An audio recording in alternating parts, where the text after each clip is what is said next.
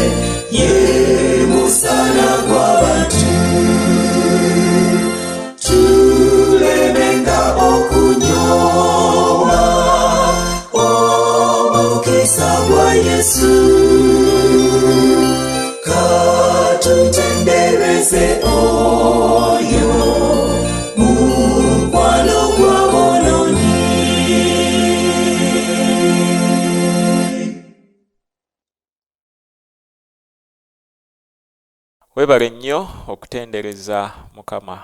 n'oluyimba olwo lutujjukiza bingi naddala ku mukwano Mukama waffe Yesu Kristo gw'alina gye tuli, ate n'engeri gye tuyina okugendamu gy'ali mu kusaba byonna okubiteeka mu maaso ge. Kale katuwombeke tusabe ate tweyongereyo mu ky'okuyiga. Taata omulungi weebale kubanga ne leero tutegekedde entanda. Mukama kiri mu twono tusaba otuwa omwoyo wo tuyinze okumusabuukulula era ategeerekeke bulungi eri nze n'eri omulabi mu Kristo Yesu Mukama waffe. Amiina. Omulamwa mumpi nnyo gugamba nti ntidde. Jjukira twogera ku kutya. Olunyiriri lwaffe olw'okujjukira luva mu kitabo ekya Matayo essuula ye-18 olunyiriri olw'okutaano nga Bayibuli egamba nti na buli alisembeza omwana omuto ng'ono mu linnya lyange nga nsembezezza nze. Yesu Kristo yayogera ebigambo bino, abyogera ng'akutte omwana omuto ng'agamba abo bonna abeetooloddewo nti buli alisembeza omwana omuto eyali yeefaanaanyirizaako ng'oyo gwe yali akutte aliba asembezezza Yesu Kristo. Ebigambo bino bikwataganirawa n'omulamwa gwe tuliko nti ntidde. Birabika okuba nga tebirina kakwate, naye bwe tunaamalira ng'ofunye ekyokuyiga ky'oyinza okujja mu mulamwa guno ate era ne mu kiseera mwe tuli. Waliwo omuwandiisi ono omwana gw'ayogerako agamba nti emyaka si mingi egiyise nafuna agamu ku mawulire ag'entiisa ge nali mpuliddeko nga gakwata ku mwana omulenzi ow'emyaka 10 eyasangibwa mu kasolya k'ennyumba yaabwe ng'alengejja. Oyinza ogezaako kati naawe okuteebereza kiki ekyali kituuse ku mwana ono okumusanga mu kasolya ng'alengejja. Kiyinza okuba nga kitegeeza nti yali agezaako kwetta oba waliwo yali amuwaniseeyo, either nga mulamu oba ng'afudde. Naye kale katweyongereyo, agamba nti yali wa myaka 10 gyokka. Yali mwana mulamu, naye amazima gali nti yali yateekateeka okufa kwe olw'okukijjanya oba okukijjanyizibwa omuntu omukulu. Ku mmeeza we yali asomera ebitabo waaliwo akabaluwa akaddamu ebigambo ebyaddiŋŋanyibwa nga bigamba nti temunenyanga muntu yenna olw'okufa kwange. Nze nesse. Oluvannyuma naawe ensonga lwaki yesse mu kigambo kimu ng'agamba nti ntidde. Gwe mulamwa gwaffe ntidde. Omwana ono w'emyaka 10 bwe yeeyimbamu ogwakabugu nga bwe twogera olw'embeera gye yali ayitamu olw'omuntu omukulu ono gwe yabeeranga naye eyamukijjanyanga, eyamubonyaabonyanga, eyamukooza akajiri. Bw'atyo n'awulira ng'obulamu bw'ensi bumunyiye nga takyayina ssuubi, n'asalawo okwejja mu bulamu bw'ensi eno. Naye awa ensonga nti yali atidde. Tukyali mu buufu obw'okutya. Yali atidde, naye yali atidde ki? Kubanga n'ensonga eno ey'okugamba nti ntidde terabika kubanga nsonga ematiza eyinza kutuusa muntu ku kwejjawo mu bulamu bw'ensi eno. Naye ekikakafu kiri kimu nti oba oli awo waliwo ekintu ekyali kimutuusizza ku mbeera ey'okutya n'atuuka ku mbeera erowooza nti singa nzigyawo obulamu bwange bino byonna ebintiisizza ngenda kuba mbiwonye. ono nno si ye yekka, ono yali mwana muto naye waliwo n'abalala bangi nnyo be tulabyeko. Waliwo n'omwana ow'essomero yejja ku kizimbe waggulu neyesuula wansi afe. Kale abantu bangi waliwo gwe twawulirako mu ggwanga erimu eyeekumako omuliro era n'aviirako n'olutalo olw'amaanyi civil war mu ggwanga eryo. Abantu bangi bazze betta, abalala banywedde kanyweyo kawulire, abalala beesibyemu miguwa, abalala misipi, abalala bakoze ebintu eby'enjawulo ne bejja mu bulamu bw'ensi eno okutya. Lunaku olwajjo twakizudde nti okutya kwabuna ku bantu bonna. Kituufu kwabuna, naye twanukulira tutya embeera eno ey'okutya? Y'ensonga esinga obukulu. Ebitiisa tebigenda kuvaawo, bigenda kweyongera okubaawo, naye ennyanukula gye twanukuliramu okutya yeekola enjawulo. Naye olwaleero tutunuulidde nnyo abaana. Twongerayo okusoma ebimu ku byafaayo oba ku bibalo ebizze biragibwa mu nsi. Omuwandiisi agamba nti omwana ono yali bw'omu mu nju, bufunze yalinga alekebbwawo. Ndaba ensangi zino amawulire mangi gazze gatulaga mu ggwanga lyaffe wano Uganda nga abaana bangi bafiira mu nnabbambula w'omuliro akwata amayumba ng'abazadde baabwe tebali nabo babalesewo mu nnyumba. Waliwo sitole emu, omuzadde yali agenze mu bidongo ng'agenze kucakala, omuliro ne gukwata ennyumba nefuuka muyonga n'abaana ne basirikkira omwo. Kale ebintu bwe bityo byewuunyisa, naye n'omwana ono yali bw'omu mu nju. Era okuba obw'omu ng'omwana yenna kyamusibira mu ntaana okubeera ng'obw'omu emirembe gyonna. Olw'okuba yali omu kyamwanguyira okutuukiriza enteekateeka ze ez'okweggya mu bulamu bw'ensi eno, bw'atyo n'ayingira ezira kumwa entaana ne kaakano gy'asirikidde. Jjukira tulina kye twalabye mu nnaku eziyise. Nsuubira abaddeko ng'ogobera oyinza okugezaako kati okubeera ng'obiyunga nti omuntu buli lwayonoona, twakirabye ne ku jjajjaffe Adamu bwe yayonoona maaso ga Katonda yayingirawo embeera eno ey'okutya n'okweyawula ku Katonda. Bwe bw'omu bwe tuyinza okujja mu mboozi eno nti buli lw'okola ekibi oba osigadde oyimiridde wekka oba tokyayina Katonda akuluŋŋamya, kitegeeza ku ssaawa eyo ekintu kyonna kisobola okubaako. Abantu bangi olw'obutawuliriza ddoboozi lya Katonda basigadde bokka, bw'atyo omulabe n'afuna omwagaanya okubaako by'asonseka mu birowoozo byabwe ne beetuusaako n'embeera ezitali nnungi. Kale twewale embeera ey'okuyimirira ffekka nga tetuyimiridde ne Katonda waffe.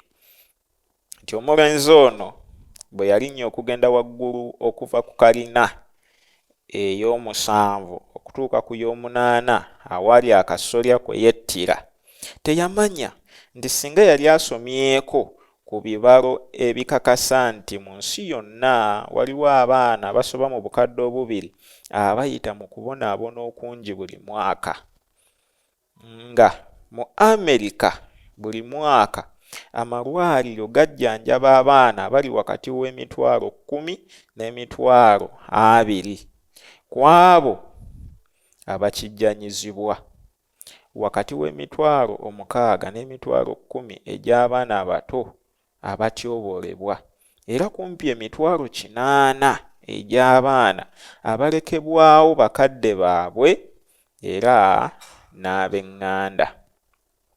Kale lwaki ebibalo bino bituweereddwa? Ekimu ku bikulu mu bibalo bino, omuwandiisi agambye nti omwana ono teyamanya nti waliwo abaana abalala abakijjanyizibwa nga ye mu nsi yonna.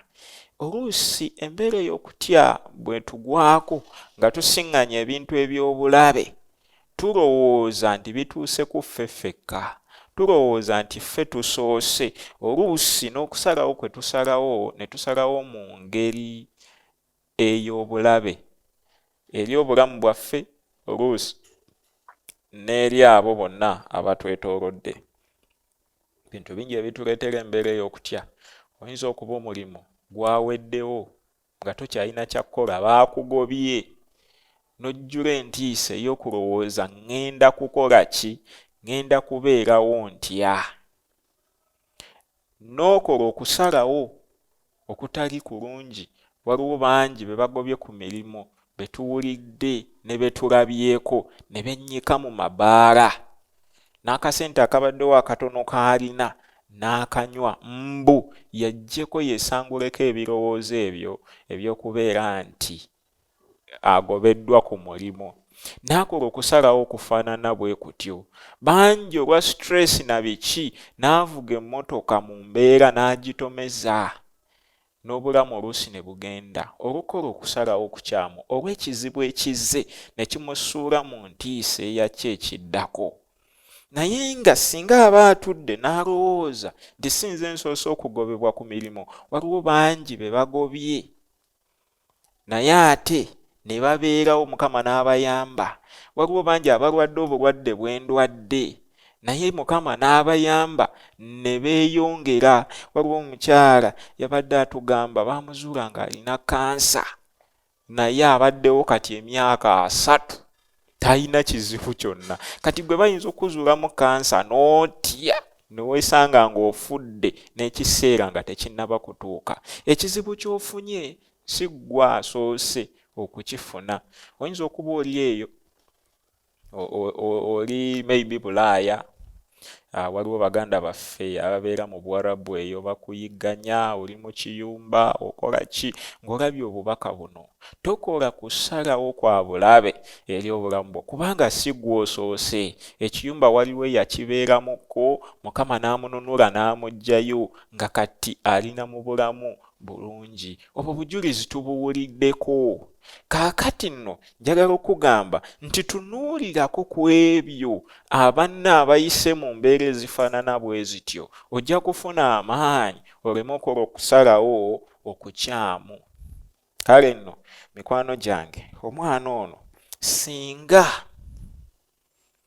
yali ategeddeko nti waliwo abalala bangi abayigganyizibwa nga ye, osanga yandibadde teyeeyimbamu gwa kabugu, yandibadde tajjaawo bulamu bwe. Omuwandiisi ono era atugamba nti omwana ono era teyamanya nti bwe yali asiba omusipi gwe mu miti egy'akasolya okwetta, kye yakola kyagatta ku kuteekawo olunaku lw'abaana olw'ensi yonna.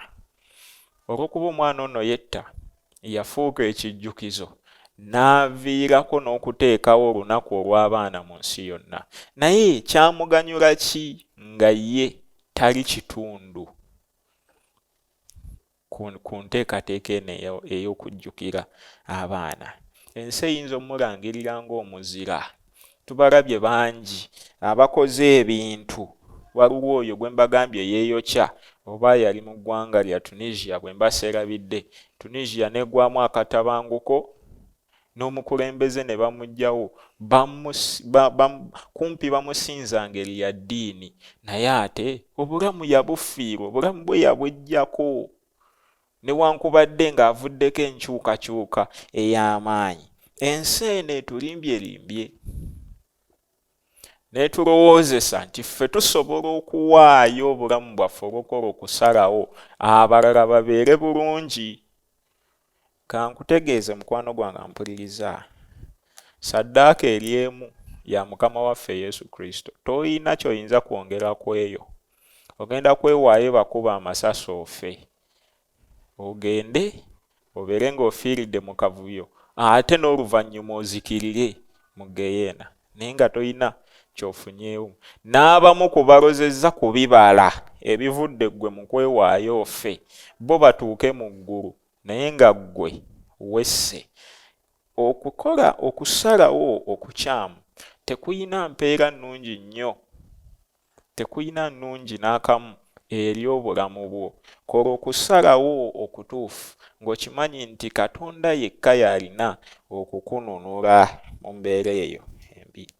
Simanyi by'oyitamu mukwano gwange, naye ekikakafu kiri nti embeera gy'olimu si ggwe yasoose. Sulemaani atugamba nti teri kipya wansi w'enjuba. Ekyo kakituwe amaanyi nti embeera gy'olimu waliwo agiyiseemu n'obuwanguzi. Kale tereeza endowooza yo muganda wange, mukwano gwange. Agamba nti okugirawo ddala okutya era kuleetawo endwadde ez'enjawulo ezikosa obulamu bwaffe. Ekyo nno kituufu. Okutya kintu kizibu nnyo nti kitulwaza si mu birowoozo byokka naye ate ne mu bulamu bwaffe obwa bulijjo. Physical health oluusi kigenda wala mental health. Mu bwongo bwaffe obwongo nabwo ne bukosebwa, era waliwo enkolagana nnene nnyo wakati w'ebirowoozo n'omubiri. Ebirowoozo bwe birwala n'omubiri gulwala, omubiri bwe gukosebwa n'ebirowoozo bikosebwa. N'olw'ensonga eyo mu byonna bye tukola, byonna bye tusalawo, tulina okufuba okulaba nti ebyo ebibiri bisigalira ddala mu mbeera ennungi era ne bitambulira omwo. Ebintu nga ennaku, okweraliikirira, obutali bumativu, okwejjusa, okwesalira omusango, obuteesigaŋŋana, byonna bitera okumenya amaanyi g'obulamu n'okuyita okuvunda awamu n'okufa. Bigambo ebyo bisangibwa mu kitabo Counsels on Health ekya mwannyinaffe Ellen G. White, nti ebirowoozo byaffe buli lwe byennyika mu mbeera bikosa omubiri ne bituviirako n'okufa nga tetunnatuuka. Ekyo nno kikulu kubanga amaanyi ag'obulamu gakendeera mu ffe, ky'oyinza okuyita vitality. Kikendeera ne twesanga nga obulamu butuweddemu n'okufa ne tufa. Naye nga lwaki tufudde? Olw'okutya n'okweraliikirira ebyo ebiba bitutuuseeko mu bulamu. Ebiseera bye tulimu abantu bafuniramu amawulire agakwata ku buli kintu. Lunaku emabega awo twalaba nti kumpi mu nsi kati mwe tuli buli muntu munnamawulire. Naye amawulire agasinga obungi ge tulaba, mawulire agasasamaza, mawulire aganakuwaza, mawulire agaleeta ennaku mu mitima gy'abantu. Kale weesanga nti embeera eno tekosezza bantu bakulu bokka, naye ekosezza abaana abato, ekosezza abavubuka, ekosezza abaana ab'obuwala n'ab'obulenzi. Era nga ensi kati eri mu kusoberwa, eri mu katyabaga ak'okufa. Kale okutya nsonga y'amaanyi nnyo eri obulamu bw'abakkiriza. Naye tugenda kukola tutya? Kiki kye tuyinza okukola okulaba nga embeera eno ey'okutya tebuutikira birowoozo byaffe kutulemesa kulaba nti tutuuka ku kigendererwa ekituufu? Kiki kye tuyinza okukola? Eddagala liirino. Eddagala liri mu kwetwalira Mukama waffe mu bulamu bwaffe, kukkiriza Yesu Kristo n'ajja mu bulamu bwaffe. Oyo bwe tumukkiriza ojja kuba okoze okusalawo okusingira ddala okuba okukulu mu bulamu bwo, era okugenda okuwa essuubi mu bulamu kukyuse endowooza yo, olemenga okukeŋŋentererwa olw'embeera ey'okutya ebeetuuse mu bulamu bwo. Bw'osoma mu kitabo kino ekya Yokaana enjiri essuula ya 16 olunyiriri lwa 33, bigambo bya Mukama waffe Yesu Kristo byayogera. Yokaana enjiri essuula 16 olwa 33, agamba nti bino mbibabuulidde mubeere n'emirembe mu nze. Mu nsi mulina ennaku, naye mugume, kubanga nze mpangudde ensi. Yesu Kristo agamba nti mu nsi mulina ennaku. Ennaku mweri mu nsi. Ekyo naawe ampuliriza osobola okkiweerako obujulizi, era singa osazeewo kuttottola nnaku gy'olabye n'eyo gy'oyiseemu, oyinza okuzibya obudde n'olunaku ne lutakumala. Naye essuubi tulijja wa?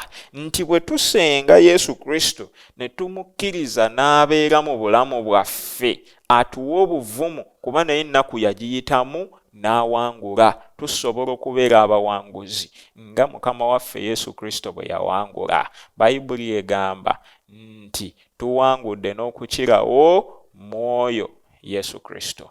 Tuli bawanguzi n'okukirawo mu Kristo Yesu. Njagala okumaliriza nga nkugamba nti semberera Yesu. Ng'omwana oli Yesu gwe yasembeza okumpi naye, naawe semberera Yesu Kristo. Bw'onoosemberera Yesu Kristo, embeera eno ey'okutya tegenda kukuwangula, naye ogenda kugivuunuka. Obonna obuteeyinza bwo butwale eri Yesu Kristo mu kusaba. Mugambe Mukama, ndi munafu, ntidde, embeera enezze, naye ntidde. Ndaba ng'embeera egenda kummira, egenda kummalawo. Lwe luyimba lwe twagize. Tulina omukwano mu Yesu Kristo. Oyo ye mukwano gwaffe. Naye atugamba tya, take your burdens to him in prayer. Byonna ebikweraliikiriza, ebikutiisizza, ebikutadde mu mbeera ey'entiisa, bitwale eri Katonda mu kusaba. Yesu Kristo ajja kukuwambaatira embeera ey'okutya ereme okkumira. Nkwagaliza ekiseera ekirungi. Katusabe tumalirize. Weebale Mukama, kubanga otuwadde obubaka obuzzaamu essuubi nti newankubadde ebitiisa bingi mu nsi, gwe wooli okumalawo entiisa eyo, ng'okkakkanya ate ng'owambaatira obulamu bwaffe. Tubeere naye Mukama mu lunaku luno olwaleero, ebitiisa ne bwe tunaabisisinkana, tubisisinkanire mu ggwe, tusobole okuba abawanguzi. Owa omukisa emikono gyaffe, buli mulimu gwe tunaakwatako gulabikiremu obuwanguzi obuva gy'oli mu Kristo Yesu Mukama waffe. Amiina. Kwagaliza olunaku olulungi, ekisa kya Kristo kyeyongere gy'oli. Okwogera ne Katonda buli ku makya y'ensula ennamu ekulukutira mu bulamu bwaffe ne tufuna amaanyi agatuyamba okuyita mu lunaku lwonna. Funa amaanyi nga tonnafuluma nnyumba yo.